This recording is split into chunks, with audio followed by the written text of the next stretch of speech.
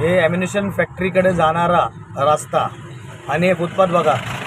या फुटपाथवरती या रेलिंगचं काम करण्यात आलेलं आहे.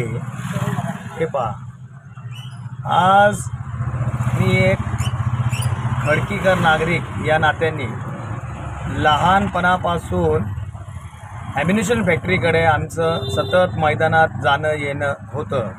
तेव्हापासून या रस्त्याला, रहदारीला क्वचितच लोक या फुटपाथवरनं प्रवास करतात आणि या जनतेच्या पैशाची नासधूस करण्याची काय गरज होती या कॅन्टोन्मेंट प्रशासनाला, हे निदर्शनामध्ये जनतेचे आणणं हे खूप गरजेचा हा प्रश्न आहे. आता हे ठेकेदार, हे अधिकारी आणि इकडनं जाणार येणार आहे, रस्त्याला कचरा पडला आहे बघा.